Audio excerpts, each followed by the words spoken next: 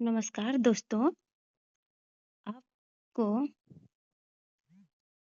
Sorry नमस्कार दोस्तों, आपके अपने चैनल साहित्य लोक पर आपका स्वागत है। आज हम हिंदी साहित्य की एक बहुत ही प्रसिद्ध और खूबसूरत कहानी पढ़ने जा रहे हैं, जिसका नाम है लाल पान की बेगम। इस कहानी की महान इस कहानी को महान आंचलिक कथाकार फणीश्वर नाथ रेणु जी ने लिखा है। आज की इस वीडियो में हम कहानी की कथा वस्तु को समझेंगे, इसके मुख्य पात्रों को देखेंगे और अंत में परीक्षा के लिए जो सबसे ज़रूरी प्रश्न और बिंदु है उन पर भी चर्चा करेंगे। और यह कहानी BA MA नेट सिलेबस में भी है, इसलिए ये परीक्षा की दृष्टि से भी महत्वपूर्ण है, इसलिए आप लोग अच्छे से इस कहानी को पढ़ लेना। तो सबसे पहले हम चलेंगे लेखक के बारे में पहले जानेंगे, फणीश्वर नाथ रेणु जी के। तो दोस्तों, कहानी शुरू करने से पहले लेखक के बारे में जानना बहुत ज़रूरी है, क्योंकि परीक्षाओं में यहाँ से सीधे प्रश्न बनते हैं।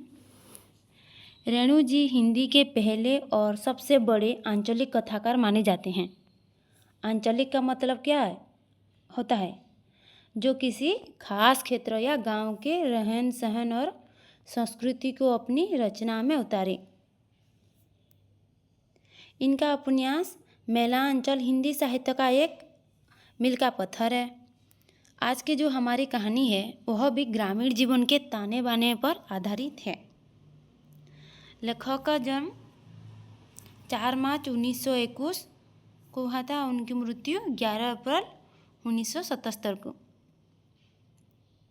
आप तो पहले से ही जानते हैं कि वो एक आंचलिक कथाकार उपन्यासकार हैं। उनकी कुछ रचनाएं हैं, हम देख लेते हैं। मेलांचल जो उनकी उपन्यास है, परिकथा तीसरी कसम कहानी है। इनकी कहानियों में बिहार के ग्रामीण अंचल, गांव की मिट्टी की खुशबू, लोकगीत और वहाँ की भाषा को देखने को मिलती है। और कहानी की शुरुआत करने से पहले हम लोग कहानी की पृष्ठभूमि, यानी कि कहाँ से कहानी आई है, लेखकों ने कैसे इसकी आई है, उसके बारे में जानेंगे। यह कहानी ये मिस्टेक हो गया है, डुमरी हो गया है, ठुमरी होगा। ओके, रुको।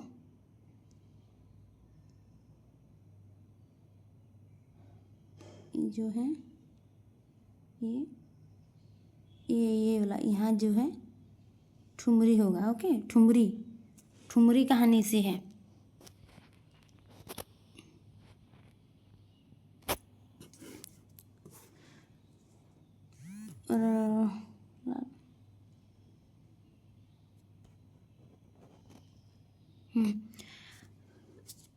इसको सुधार लेना है ना। लाल पान की बेगम पहली बार जनवरी 1957 में इलाहाबाद से प्रकाशित कहानी पत्रिका में प्रकाशित हुई। पहले कहाँ प्रकाशित हुई थी यह कहानी पत्रिका में। बाद में इसे 1959 में प्रकाशित कहानी संग्रह ठुमरी में शामिल किया गया। ठुमरी कहानी संग्रह में 9 कहानी संकलित है। कौन कौन सी कहानी संकलित है देखते हैं। रसप्रिया, तीर्थोदक, ठेस, नित्यलीला, पंचलाइट, सिर पंचमी का शगुन, तीसरी कसम, लाल पान की बेगम और 3 बिंदियाँ।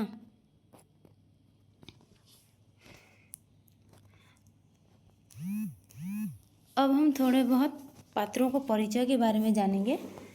ओके, तो इस कहानी के किरदारों से कहानी की मुख्य हीरोइन है, पता है ना, बिरजू की माँ है।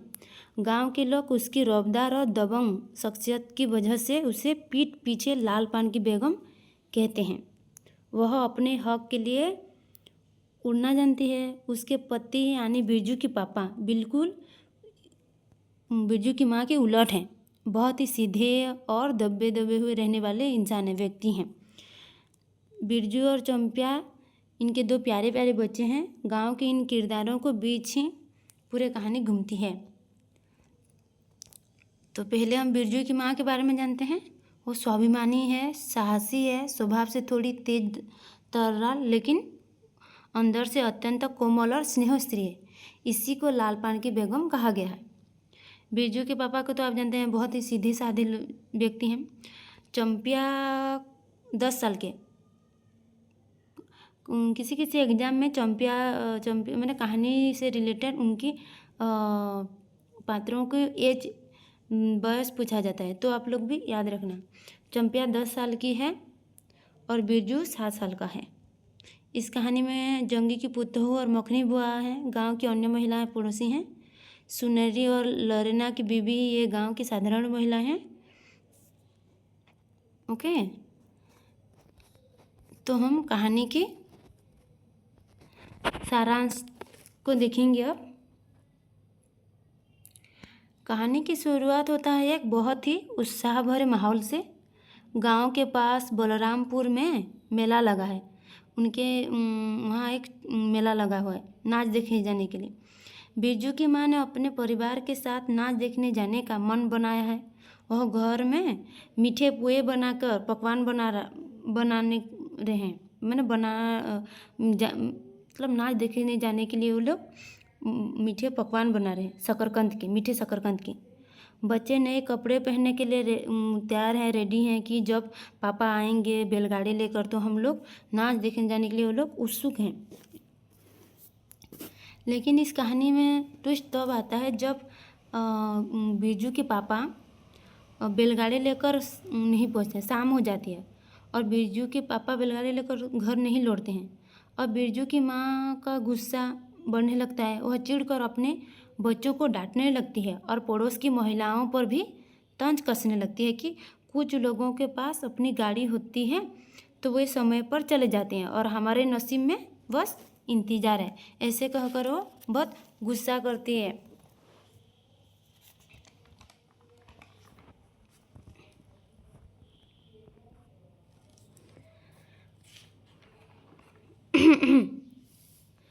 फिर कहानी की गुस्सा करते हैं। काफ़ी इंतज़ार के बाद आखिरकार बिरजू के बापू एक बैलगाड़ी का जुगाड़ करके घर पहुंच जाते हैं। बैलगाड़ी देखते ही बच्चों की खुशी का ठिकाना नहीं रहता और बिरजू की माँ का सारा गुस्सा पल भर में गायब हो जाता है। वे तुरंत सजने धजने लगते हैं। वे अपनी कीमती लाल किनारे वाली साड़ी पहनती हैं और माथे पर मांग टीका सजाती हैं। और बिरजू की माँ पूरी तरह बदल चुकी थी। गाड़ी में बैठते समय उन्हें याद आता है कि गांव की जिन महिलाओं से उनका अनबन या झगड़ा हुआ था, उनके पास नाच देखने जाने के लिए कोई साधन नहीं है।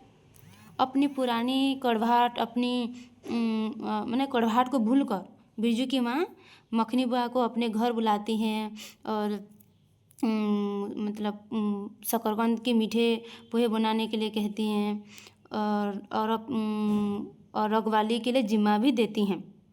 और जंगी की पुतहू सुनहरी लरना की बीबी को भी अपनी बैलगाड़ी में नाच दिखाने के लिए बुलाती है। रास्ते में सभी महिलाएं मैंने सब मिलकर खुशियों के साथ लोकगीत, वहाँ की जो लोकगीत है बाइस्कोप गीत गाते हुए बलराम की ओर नाच देखने के लिए चल पड़ते हैं। बैलगाड़ी में बैठकर चांदनी रात का आनंद लेते हुए बिरजू की माँ को मैंने महसूस होता है कि जंगी की बहू ने उन्हें जो लाल पान की बेगम कहा था वह कोई बुरी बात तो नहीं है। वह सचमुच खुद की एक महारानी या बेगम जैसा ही सुखी और संतुष्ट महसूस करती है।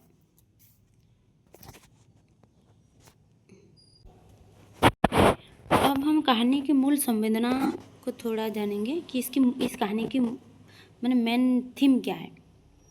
इस कहानी की मूल संवेदना ग्रामीण जीवन की सहजता, मानवीय रिश्ते और नारी अस्मिता के इर्द गिर्द घूमती है। यह कहानी इस कहानी की सामूहिक चेतना देखने को मिलती है। रेणु जी ने दिखाया है कि गांव के लोग में चाहे कितनी भी कड़वाहट या ईर्ष्या क्यों न हो, न कितनी भी उनके मन मुटाव हो, लेकिन उत्सव या खुशी के मौके पर वे सब कुछ भूलकर एक हो जाते हैं। जैसे हम भी अपने भाई बहन के साथ जैसे लड़ाई वड़ाई करते हैं किसी चीज़ के लिए, फिर हंसी खुशी एक साथ सब एक साथ मिलजुल कर रहते हैं, वैसे ही इस कहानी पर यही दिखाया गया है। खुशियाँ अकेले नहीं बल्कि सबके साथ मिलकर पूरी होती है। बदलती ग्रामीण अर्थव्यवस्था को दिखाया है रेणु जी ने। कहानी उस दौर को दिखाती है जहाँ पिछड़ी जातियों के पास जब थोड़ी जमीन या बैलगाड़ी संसाधन आ जाते हैं तो उनके भीतर एक नया आत्मविश्वास और स्वाभिमान आ जाता है। यहाँ पर ये दिखाने की कोशिश किया है कि बिरजू की माँ के कारण ही बिरजू के पापा को एक 5 बीघा ज़मीन मिलती है। उन्होंने बार बार कहने पर वो ज़मीन लेने की कोशिश की तभी मिली, और गांव के बाकी लोगों के पास उतना ज़मीन नहीं है जितना इनके पास है। तो मैंने कुछ अपने पास आ जाता है तो आत्मविश्वास स्वाभिमान जाग जाता है, वही दिखाने की कोशिश रेणु जी ने किया है। परीक्षा के लिए विशेष बिंदुओं को देखेंगे। कहानी का उद्देश्य ग्रामीण स्त्री के स्वाभिमान, पारिवारिक प्रेम और आपसी भाईचारे को दिखाना है। इसका प्रतीक क्या है? लाल पान की बेगम ताश का एक पत्ता है, जहाँ यहाँ बिरजू की माँ को रौबदार छवि को दर्शाता है। आप लोग ये बताना होमवर्क करना कि कहानी में लाल पान की बेगम किसे और क्यों कहा गया, अपना उत्तर कमेंट में ज़रूर लिखना। और एक बात, मैंने आप लोगों के लिए भी कुछ प्रश्न यहाँ नीचे दिया है, हम लोग थोड़ा उसका देख लेते हैं।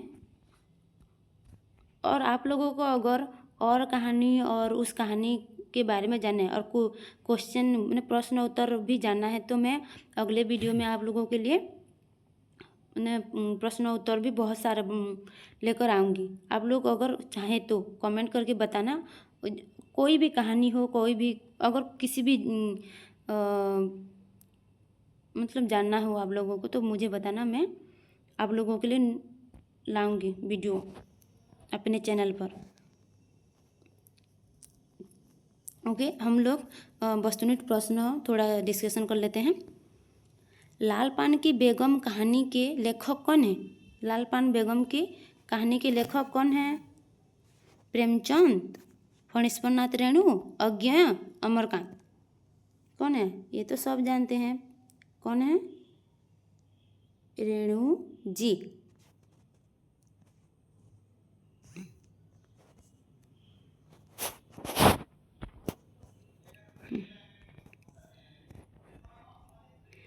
जंगी की पुतहू ने लाल पान की बेगम किसे कहा है? यहाँ पर जंगी की पुतहू ने लाल पान की बेगम किसे कहा है? आप चंपिया को, मखनी बुआ को, बिरजू की माँ को, सुनेरी को, ये किसे कहा है? बिरजू की माँ को कहा, बिरजू की माँ को कहा है। गांव के लोग कहाँ का नाच देखने जा रहे थे? कहाँ का नाच देखने जा रहे थे? रामपुर का, सीतापुर का, बलरामपुर का या बिशनपुर का? कहाँ देखने जा रहे थे? कहिए जरा। बलरामपुर। बिरजू की माँ को किस बात पर भारी गुस्सा आ रहा था? किस बात पर भारी गुस्सा आ रहा था? पैसे खो जाने पर, बैलगाड़ी समय पर न आने पर, चंपिया के बीमारी होने पर, खाना जल जाने पर? बताइए। बैलगाड़ी समय पर न आने पर। ओके। बिरजू के बापू स्वभाव से कैसे व्यक्ति थे? बिरजू के बापू कैसे व्यक्ति थे? सीधे साधे और दब्बू, बहुत क्रोधी और हिंसक, चालाक और लालची या घमंडी? कैसे थे? सीधे साधे और दब्बू। कहानी में चंपिया और बिरजू का आपस में क्या रिश्ता है? क्या रिश्ता है? माँ बेटा, भाई बहन, सहेली या पति पत्नी? क्या है? भाई बहन। नाच देखने जाने के लिए बिरजू की माँ ने कौन सी कीमती पोशाक गहना पहना था? कौन सी कीमती पोशाक और गहना पहना था?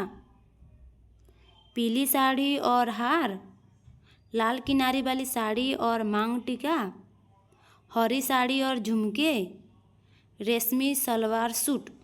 कौन सी बताओ जल्दी। लाल किनारी वाली साड़ी और मांग टीका। कहानी के अंत में बिरजू की माँ ने अपने घर की रखवाली का जिम्मा कैसे सौंपा था? मैंने वो लोग जब नाच देखने जा रहे थे, वो किसे अपने घर की रखवाली के लिए जिम्मा देकर जा रहे थे? बोलो। जंगी की बहू को, सुनेरी को, मखनी बुआ को, चंपिया को? किसे? मखनी बुआ को, है ना, मखनी बुआ को। लाल पान की बेगम किस प्रकार की कहानी का उदाहरण है? किस प्रकार कहानी का उदाहरण है? ऐतिहासिक कहानी, आंचलिक कहानी, जासूसी कहानी, पौराणिक कहानी? कौन सी कहानी है बताओ। ये आंचलिक कहानी है। बैलगाड़ी में बैठते समय बिरजू की माँ ने किन लोगों को भी अपने साथ ले जाने के लिए गाड़ी में बिठाया? मैंने जो बिरजू की माँ गांव के किन किन लोगों को अपने साथ नाच दिखाने के लिए ले गई? गांव के जमींदार को, जंगी की पुतोह और अन्य पड़ोसियों को, गांव के बच्चों को, किसी को नहीं? क्या होगा इसका आंसर? जंगी की पुतोह और अन्य पड़ोसियों को। ओके, धन्यवाद आप लोग इतने इंतज़ार से सुनने के लिए। और कुछ डाउट हो या कुछ भी जानने हो तो कमेंट पर ज़रूर बताइए, मैं आप लोगों के लिए वो भी लेकर आऊँगी।